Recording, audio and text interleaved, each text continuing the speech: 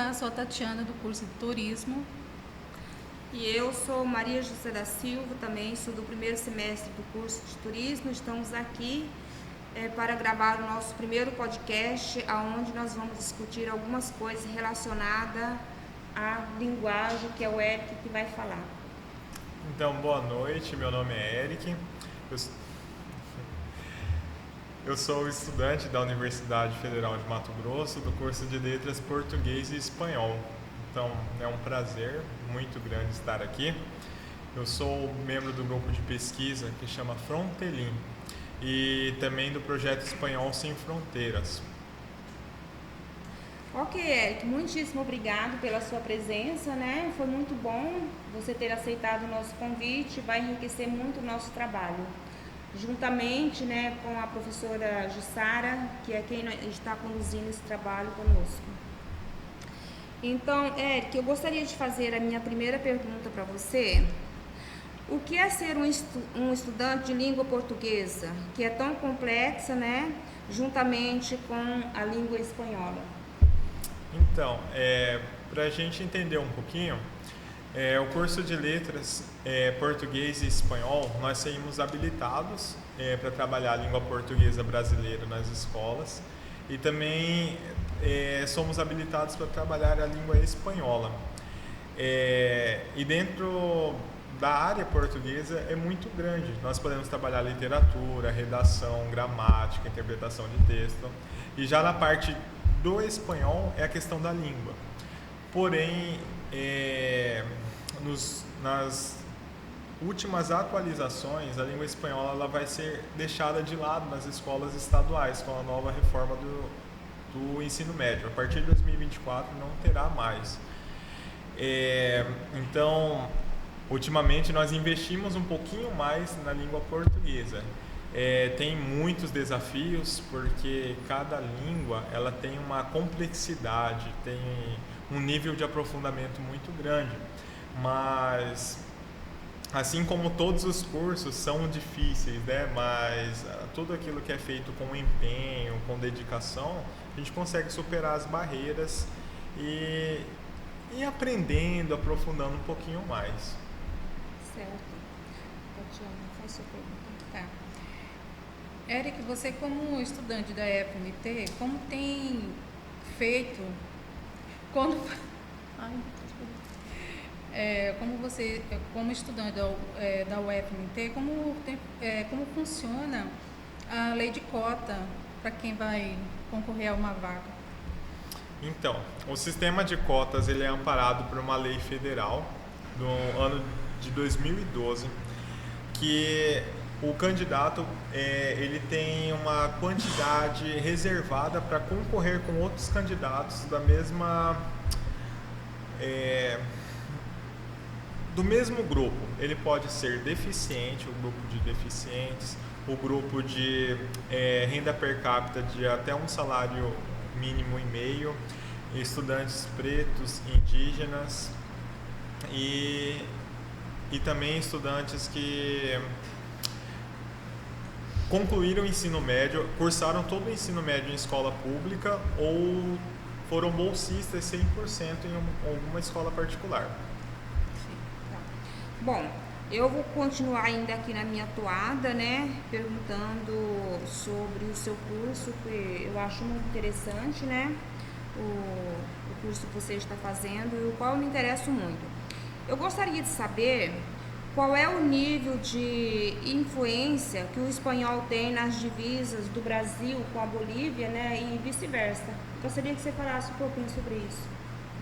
Então, é interessante a gente pensar na própria América Latina, visto que nós estamos em torno de 12 países e desses 12 países só 3 países que não falam a língua espanhola, que é o Suriname, que fala o holandês, a Guiana Francesa, a língua francesa, e o Brasil, que é o português brasileiro. Então existe toda uma influência econômica, social da língua espanhola, visto que o contato entre línguas não é simplesmente o falar. Quando se tem o contato de fala, há toda uma um diálogo social que está por detrás disso. Então, o nosso país, o Brasil, ele tem muita relação nas fronteiras também com esses países que falam o espanhol, e sempre há uma troca, né? O nosso grupo de pesquisa, ele é focado na cidade de Cáceres, que tem a divisa com a Bolívia. Que parte que é a própria limitação, visto que muitos brasileiros na fronteira com a Bolívia falam o espanhol e muitas vezes nem percebem que estão falando espanhol, e muitos bolivianos que estão do lado de lá e falam o português e nem percebem que falam português. Então há uma relação muito próxima, esse contato, né, da língua portuguesa brasileira e o espanhol. Algumas regiões são mais fortes, algumas regiões são um pouquinho menor. Tá. Eu gostaria de saber de você, já que você tem se aprofundado bastante nesse estudo aí dessa língua na fronteira dos dois países, se essa troca, né, ela tem ajudado economicamente os dois países, o povo, né, da fronteira ali nos dois países. Sim.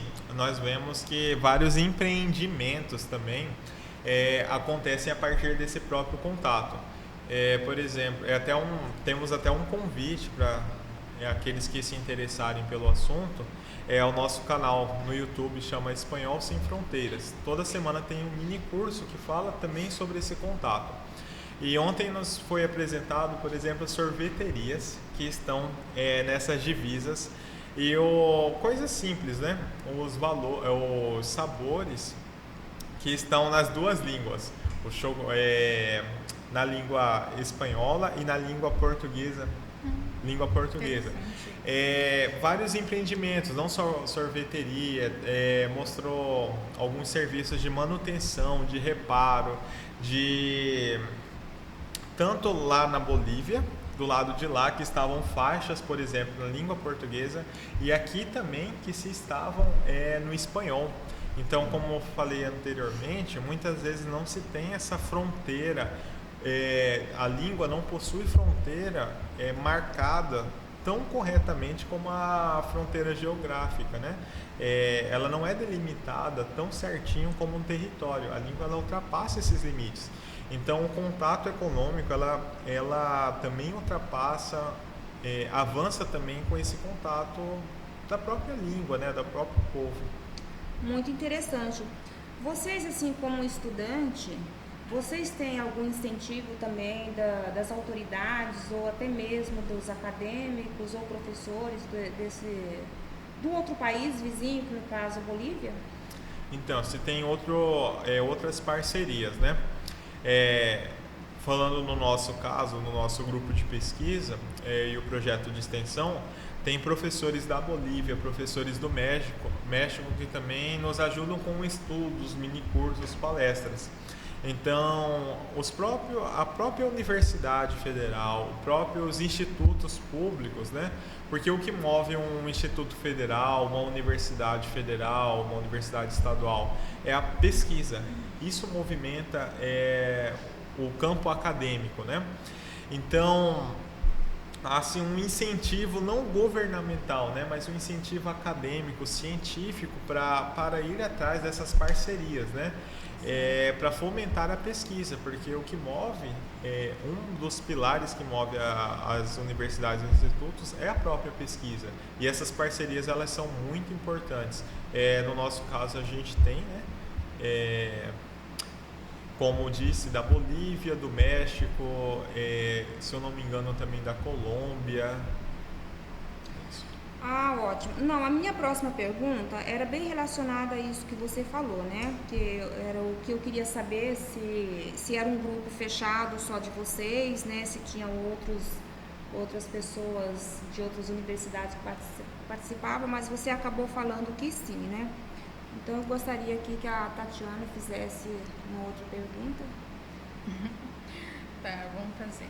Eric, qual o ponto principal na área de letras e espanhol?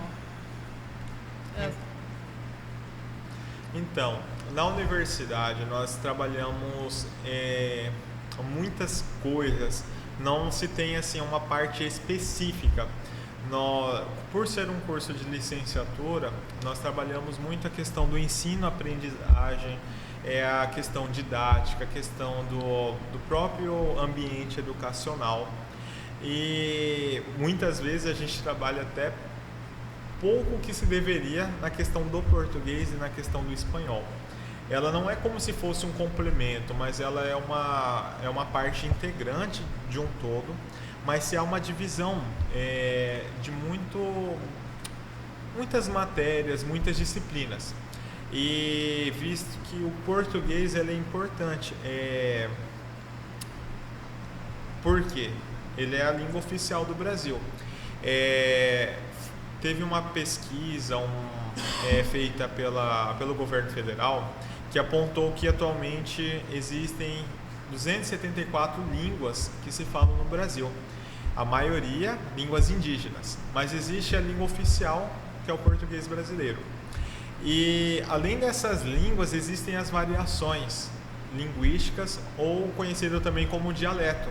A forma específica de um grupo, de uma sociedade falar, se comunicar. Por exemplo, temos o linguajar cuiabano, que é uma variação linguística, tem uma variação linguística do carioca, do nordestino. Então, tudo isso é uma variação linguística, são umas novas línguas. Mas o que é importante também é nós entendermos que existe uma forma padrão na escrita. Não é a forma certa, mas é a forma oficial de se comunicar, de estar no meio. É importante dominar esses dois quesitos. Eu posso dominar bem o meu dialeto, a minha variação linguística. O indígena, no caso, ele pode se comunicar bem na língua indígena, mas ele também precisa conhecer o português brasileiro, porque é aquilo que é o oficial da sociedade. Então, o oficial, ele também é importante. Então, há essa necessidade, né? Qual é a importância do português? Qual que é a importância do espanhol? O português porque é a língua oficial, o espanhol porque na nossa região estamos cercados por países que falam a língua oficial espanhol. Como disse também, o espanhol não é muito valorizado. Em 2024, nas escolas, não será mais obrigatório. Tem toda uma questão política por detrás disso também. Tem o pensamento dos últimos anos, é como se só o inglês é necessário. E nós sabemos que o inglês ele ainda é muito falho na nossa sociedade. O ensino do inglês, o aprendizado do inglês. 60% dos estudantes, por exemplo, que escolhem a língua no Enem, escolhem o espanhol. Mas mesmo assim o governo está optando por extinguir o espanhol e valorizar só o inglês. Mas por quê? Então por detrás de tudo isso tem toda uma questão política, né? Nós esperamos, né, que com toda essa atual conjuntura, essas mudanças que estão acontecendo, nós esperamos, temos muita esperança que mude. A questão do espanhol também, né? Português é importante, o espanhol também, o inglês também, nós reconhecemos todas as importâncias, né? Isso. Muito bem. Bom, já que nós estamos falando aqui de educação, eu gostaria que você falasse um pouco sobre o que é ser monitor inclusivo, né? Você falou que atuou como monitor, né?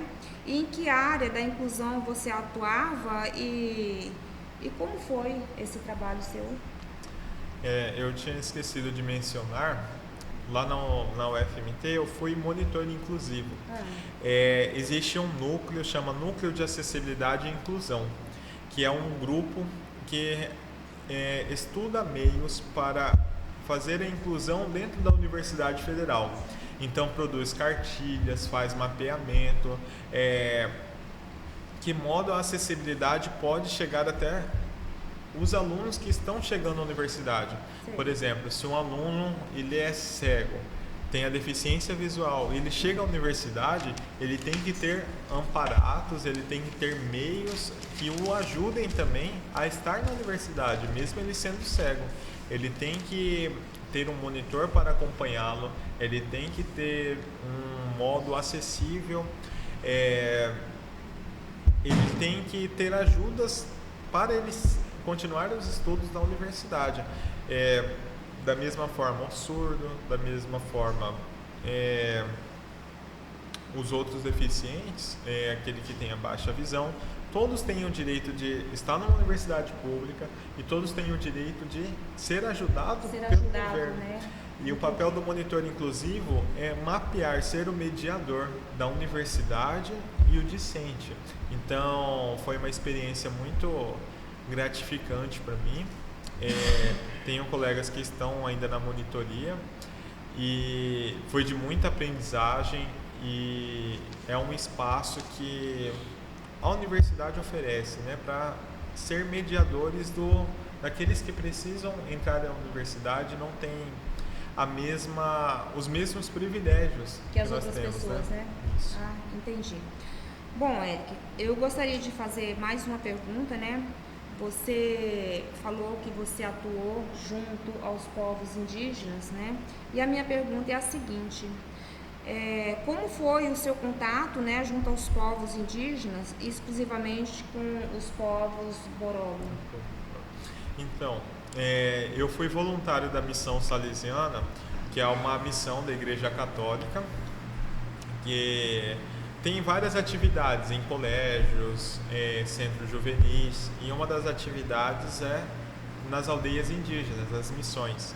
E eu morei numa missão indígena na aldeia Meruri, que fica a cerca de 100 quilômetros da cidade de Barra do Garça, 500 quilômetros de Cuiabá.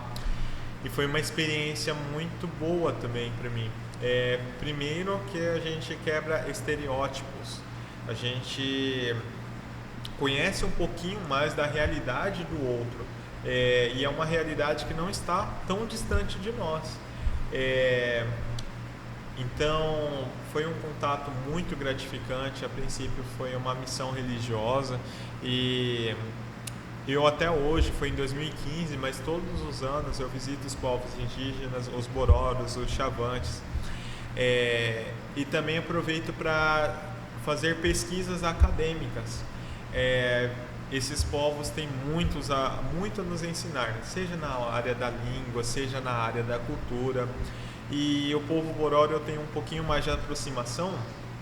Primeiro foi por causa dessa questão que eu morei na aldeia, junto à missão salesiana, e também a influência que o povo Bororo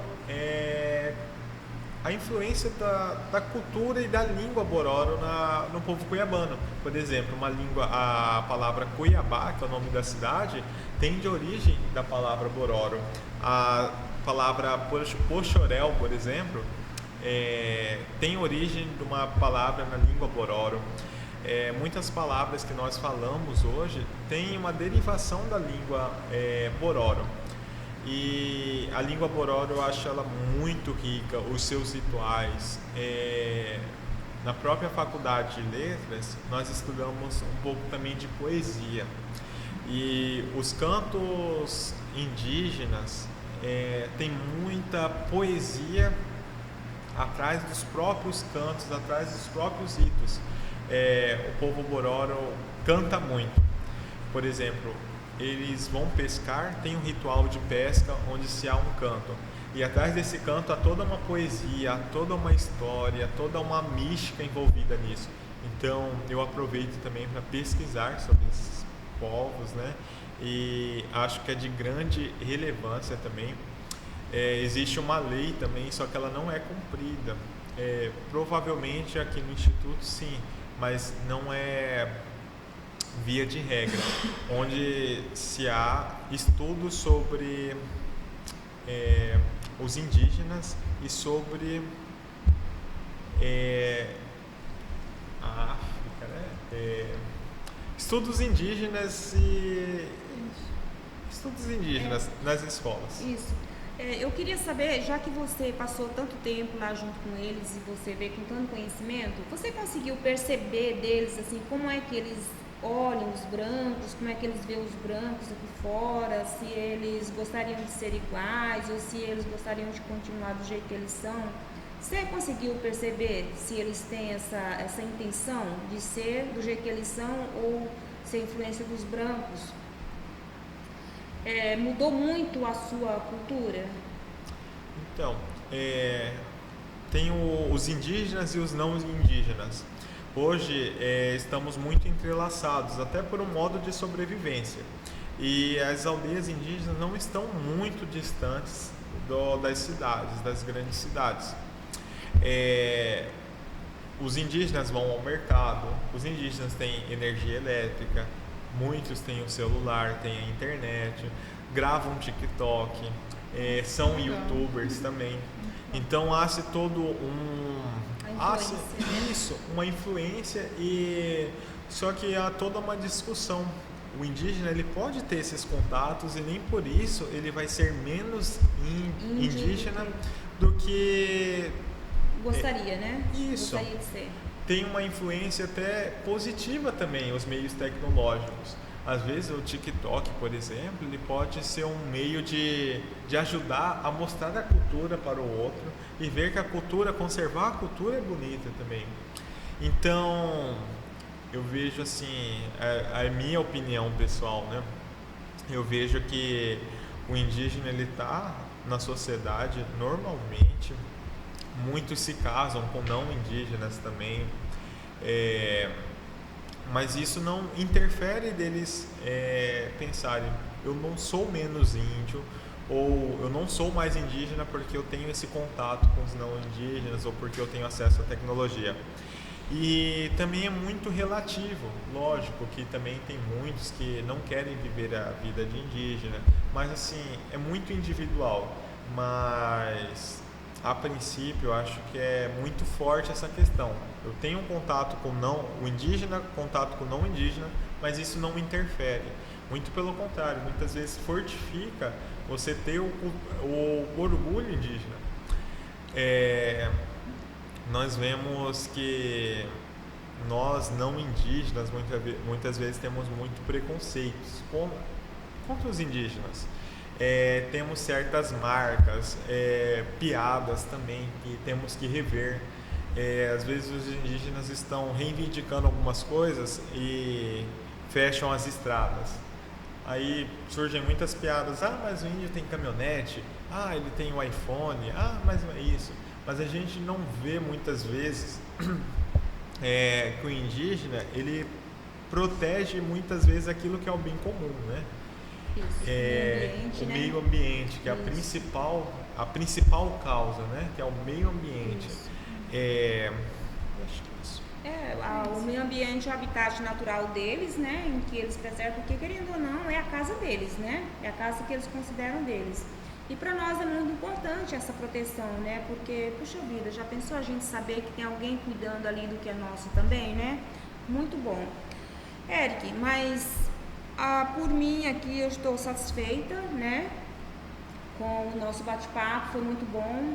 Quero agradecer imensamente a sua presença, foi de uma grande valia, você esclareceu muito para nós, falou desse projeto seu da Frontilinha, né, que é muito interessante. Eu tenho certeza que assim como eu, muita gente não sabia e muita gente agora que vai ficar sabendo, vai se interessar e procurar saber como é que acontece. E parabéns pelo seu projeto, que é um projeto muito bonito, seu projeto de pesquisa, é um projeto muito interessante, tá? Muito obrigada pela sua presença. Também quero agradecer, viu, Eric? Obrigado.